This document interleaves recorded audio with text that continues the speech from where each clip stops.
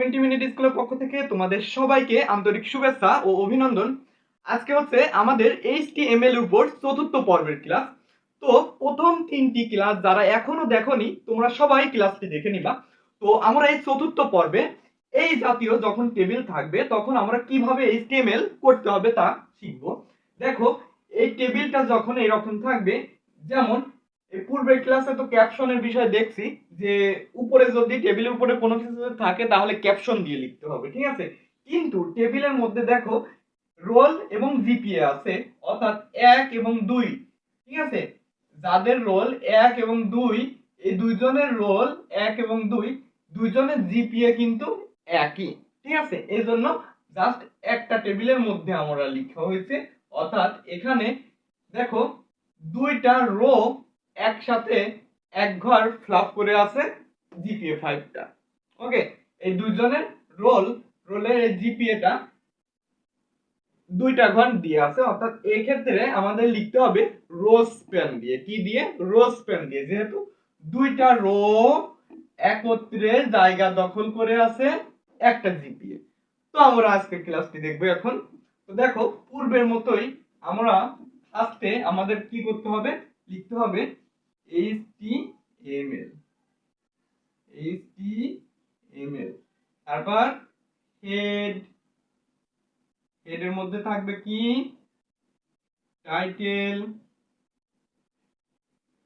টাইটেলটা কি নামে সেভ হবে? টেবিল নামে সেভ হবে, ঠিক আছে। তো টাইটেলটা কি করব বন্ধুরা? শেষ করব। এখন হেড ক্লোজ, হেডের পরে আসবে হচ্ছে বডি। দেখো, এই যে HTML থেকে বডি পর্যন্ত প্রত্যেকটা সেম কথা। এখন আমাদের পরিবর্তন যেটা হবে এখান থেকে, দেখো টেবিলের উপরে যখন কোনো কিছু থাকবে তখন আমাদের কি লিখতে হবে তা আমরা পূর্বের ক্লাসে দেখছি। তো এই ক্লাসে আমরা দেখে নিব। টেবিলের উপর কোনো কিছু থাকলে এটাকে লিখতে হবে ক্যাপশন দিয়ে। কি দিয়ে লিখতে হবে বন্ধুরা? ক্যাপশন দিয়ে। তো টেবিলের উপরে আছে টেস্ট রেজাল্ট, তো এটা আমরা লিখব ক্যাপশন ট্যাগ দিয়ে। ক্যাপশন ট্যাগ দিয়ে লিখব CAPTION, এই ক্যাপশন ট্যাগ দিয়ে লিখব। তাহলে আছে টেস্ট রেজাল্ট, হ্যাঁ, টেস্ট রেজাল্ট। তো ক্যাপশন কি করব?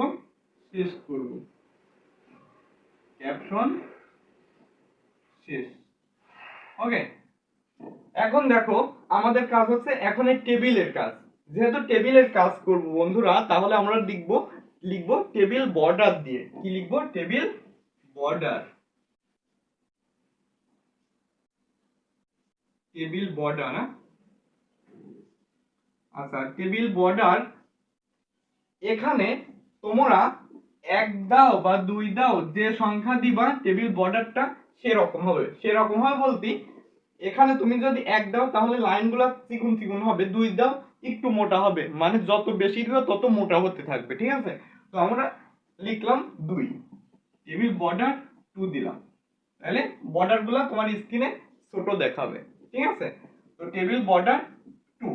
এখন দেখো, আমরা জানি এক একটা লাইনকে, অর্থাৎ এই রকম এক একটা লাইনকে বলা হয় টেবিল রো বলা হয়। কি বলা হয়? Table row. দেখো, এই একটা টেবিল রো, এই একটা টেবিল রো, এই একটা টেবিল রো। তাহলে আমরা প্রথম টেবিল রোর কাজ স্টার্ট করব। এজন্য লিখলাম টিআর। টিআর তে আমরা জানি কি বন্ধুরা? Table row. দেখো, রোল এবং জিপিএ এগুলো হচ্ছে ইউনিক বিষয়, এগুলাকে বলা হয় টেবিল হেডার। কি বলা হয়? Table header. তাহলে লিখব টিএইচ দিয়ে। টেবিল হেডারকে টিএইচ দ্বারা প্রকাশ করা হয়। টেবিল হেডার রোল, তারপর টেবিল হেডার শেষ। আর দ্বিতীয় টেবিল হেডার কি? জিপিএ। জিপিএ টেবিল হেডার শেষ। ওকে, তাহলে প্রথম রোর কাজ কমপ্লিট। এজন্য লিখব টি আর। এতটুকু আশা করি তোমরা বুঝতে পারছো। দেখো, এখন আমরা দ্বিতীয় রোর কাজ ধরব। এজন্য লিখব টি আর। ওকে, টি আর দিয়ে লিখব দ্বিতীয় রো টি ডি, এটা অর্থাৎ রোল যার 1, যার রোল 2, এগুলো হচ্ছে টিডি অর্থাৎ টেবিল ডাটা, এটা এক একটা তথ্য। তারপর জিপিএ 5 এগুলো টেবিল ডাটা, একটা তথ্য। এজন্য লিখবো টিডি দিয়ে লিখবো টিডি। দেখো টিডি 1, টিডি কি শেষ। এখন আমাদের মেন কাজ হচ্ছে এখানে এই টেবিলের মেন নতুন কাজ যেটা শিখছি, এর জন্য আমরা এই ক্লাসটা করছি, এটা হচ্ছে মেন কাজ এখানে।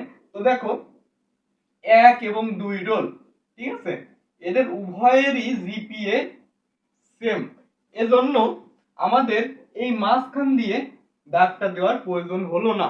অর্থাৎ এই জিপিএ 5 এটা দুইটা ঘর নিয়ে একত্রে দখল করে আছে। যখন এটা এরকম শোয়ানো থাকবে এটাকে বলা হয় টেবিল রো বলা হবে। কি বলা হবে? রো বলা হবে। তাহলে এখানে দুইটা ঘর নিয়ে আছে, এটা ঘরটা হচ্ছে রো, এটা আমরা লিখতে পারি রো স্প্যান, এটাকে বলা হয় রো স্প্যান। যেহেতু রো সংখ্যাটা কমিয়ে গেছে এজন্য লিখতে হবে রো স্প্যান। তাহলে টিডি রো স্প্যান, আর ও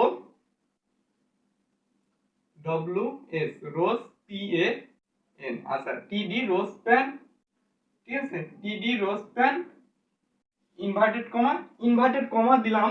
এখন ইনভার্টেড কমার মধ্যে লিখব কি, এই যে রো স্প্যান কয়টা ঘর নিয়ে এই রোটা আছে, দুইটা ঘর নিয়ে আছে। যদি তিনটা ঘর নিয়ে থাকতো তাহলে এখানে 3 লিখতাম, চারটা ঘর নিয়ে থাকলে 4 লিখতাম। যে কয়টা ঘর নিয়ে এই রোটা থাকবে তত লিখবো, যেহেতু দুইটা ঘর নিয়ে আছে এজন্য লিখবো রো স্প্যান 2, ঠিক আছে, রো স্প্যান 2। এখন এটা ক্লোজ করলাম। এখন দেখো রো স্প্যান 2 দুইটা ঘর নিয়ে আছে, এখন কি আছে, কি বস্তুটা আছে, জিপিএ 5 আছে, এজন্য এখানে লিখবো জিপিএ 5।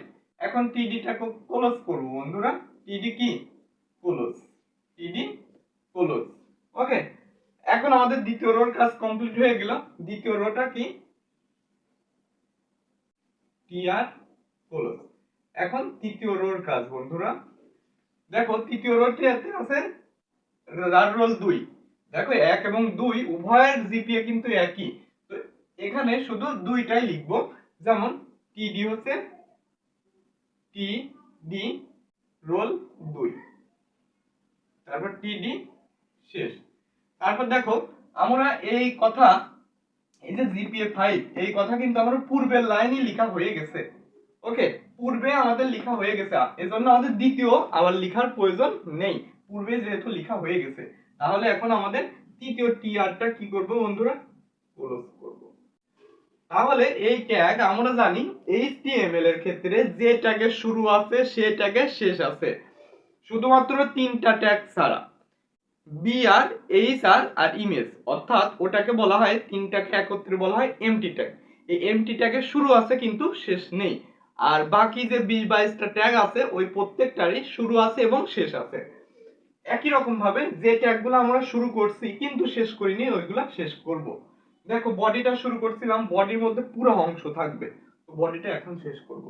তার আগে আছে আমাদের টেবিল, টেবিল বর্ডার, কিন্তু এখানে আমরা লিখব কি, টেবিল লিখবো। তোমাদের এখানে প্রশ্ন থাকতে পারে যে স্যার শুধু টেবিল লিখবো কি কারণে, দেখো ওখানে টেবিল বর্ডার দ্বারা টেবিল এবং বর্ডার দুইটা একসাথে নির্দেশ করছে, এজন্য টেবিল বর্ডার লিখলাম।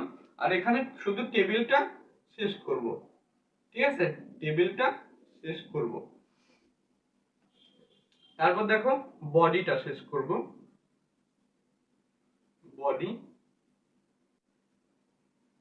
তারপর এইচটিএমএল শেষ করব। ওকে, এটা হচ্ছে আমাদের কাঙ্ক্ষিত অ্যান্সার। তো আশা করি তোমরা আমাদের এই চতুর্থ পর্বের এইচটিএমএল ক্লাসটি খুব সুন্দরভাবে বুঝতে পেরেছো। তো দেখো আমরা এর পূর্বে 3টা ক্লাস এইচটিএমএল এর উপর হয়ে গেছে, এই চতুর্থ অধ্যায় এইচটিএমএল এর উপর। যারা এখনো ক্লাসটি দেখোনি তোমরা পূর্বের ক্লাসটি দেখলে এই ক্লাসগুলো বুঝতে আরো সুবিধা হবে। আর তবুও যদি তোমাদের এই ক্লাসে কোনো প্রকার প্রবলেম থেকে থাকে অবশ্যই কমেন্ট বক্সে তা কমেন্ট করে জানিয়ে দিবা, এবং আমি তোমাদের পর্বভিত্তিকভাবে এইভাবে ক্লাস চালিয়ে যাব। আর দেখো তোমাদের জন্য কষ্ট করে আমি এই ভিডিওগুলো বানাচ্ছি, তোমাদের কাছে আমি টাকা বা অর্থ কোনো কিছু আমি চাচ্ছি না বা করছি না, তোমাদের কাছে ভালোবাসা চাই। প্লাস তোমরা অবশ্যই ভিডিওগুলো যারা দেখছো অবশ্যই তোমরা চ্যানেলটি সাবস্ক্রাইব করবে এবং অন্যদেরকে দেখার সুযোগ করে দিবে, এই জন্য অবশ্যই শেয়ার করবা এবং লাইক কমেন্ট করবা। তো আগামী কোনো ভিডিওতে আবার দেখা হবে, সেই পর্যন্ত সবাই ভালো থাকো, সুস্থ থাকো, আল্লাহ হাফেজ।